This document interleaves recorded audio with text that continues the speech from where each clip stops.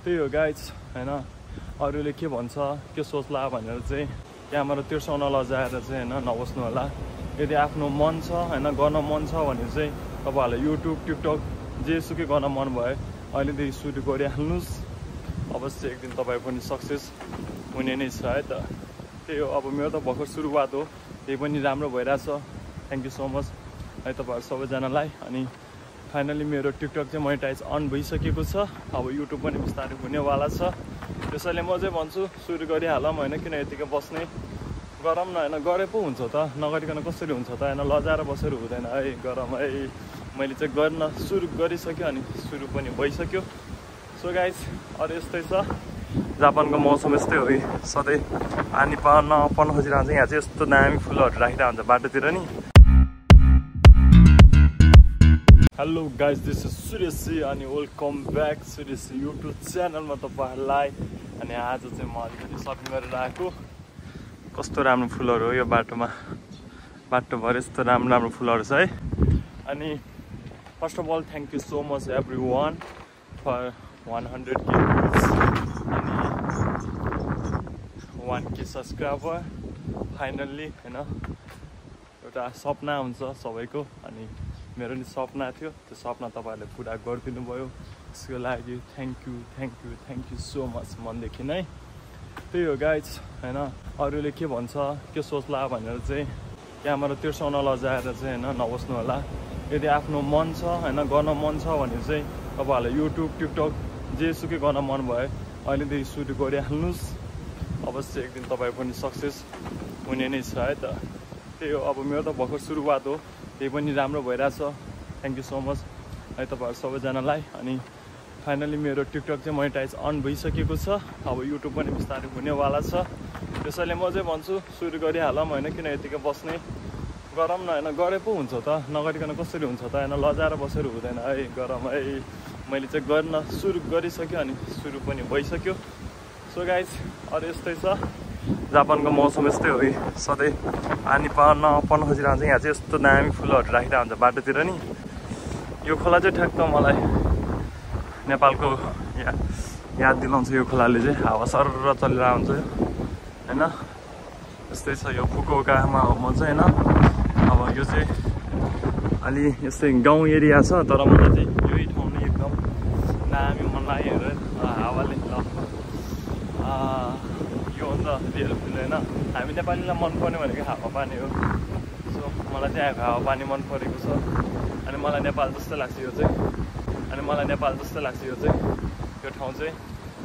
अनि चोकमा नेपालीहरू भेटेको छु हौ फुकुओकामा कसम। यो बाटो क्रस गर्ने ठाउँमा होइन, अनि यसो हेर्नुपर्छ यहीँतिर चोकमा नेपालीहरू देखिरहेको हुन्छ क्या। सरकारले अब प्रदेश नम्बर 7 वटा प्रदेश नेपालमै छ, प्रदेश नम्बर 8 चाहिँ फुकुओकालाई बनाउनु पर्दछ है। नेपाली छ त। ल यस्तो छ, दामी देखिरहेछ होइन। सो गाइस अनि त्यही हो। अनि अर्को कुरा चाहिँ होइन, मैले अस्ति पानीमा भिजेको भिडियो बनाएर हालेको थिएँ। अनि कतिजनाले चाहिँ एक दिन पानीमा भिज्दैमा जापान नआऊ भन्न मिल्दैन यताउति भन्दै थियो।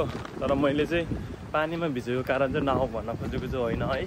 तपाईँहरूले फुल भिडियो हेर्नु भएन सायद। मैले चाहिँ के भन्न खोजेको भन्दाखेरि रियालिटी बुझेर चाहिँ आउनुहोस् जापान आउने बेला, यतिकै हावातालमा चाहिँ नआउनुहोस्।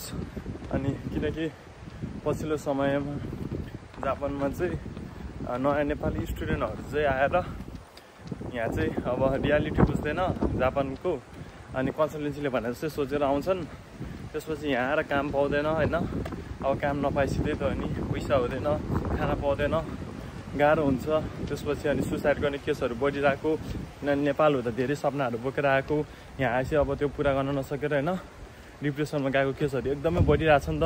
त्यही भएर मैले चाहिँ नेपाल हुँदा नै सोच्नुहोस् होइन, जापान कस्तो छ बुझ्नुहोस् अनि आउनुहोस् भन्न खोजेको हो। अब तपाईँहरू कसरी आउने, अब कसरी बुझेर आउने कि नबुझी आउने, स्टुडेन्टमा आउने कि एसएसडब्ल्यूमा आउने, त्यो त तपाईँहरूको हातमा नै छ। मैले चाहिँ अब यहाँ आएर चाहिँ देखेको कुरा चाहिँ भनेको त्यति नै हो गाइज। अरू त यस्तै छ, लाइफ चलिरहेछ, तपाईँहरूको नि चलिरहेकै होला, सबैजना सन्चै हुनुहुन्छ होला। मेरो चाहिँ अलिकति यो भोइस चाहिँ पानी परेर पानीमा भिज्दा होइन सुकेको जस्तो अनि हल्का रुगा लागिरहेछ यस्तै छ। अनि आज चाहिँ म खासमा साइकल लगेर जम्मी जस्तो लागिरहेको थियो, फेरि साइकलमा हिँड्दा हिँड्दै मलाई वाक्क लागिसक्यो। त्यही भएर आज चाहिँ 2 पैदल हिँड्दिउँ भनेर टक्क होइन यस्तो फ्रेस बाटोमा टक्क पैदल हिँड्नुको छुट्टै मजा छ। कट्टु लगाएर त्यही पनि टक टक टक होइन यस्तै छ गाइज। रमाइलो त रमाइलो नै छ। अब स्कुल आज शनिबार हो, स्कुल नि बिदा, मेरो काम पनि छुट्टी हो, त्यही भएर रमाइलो नै छ। अनि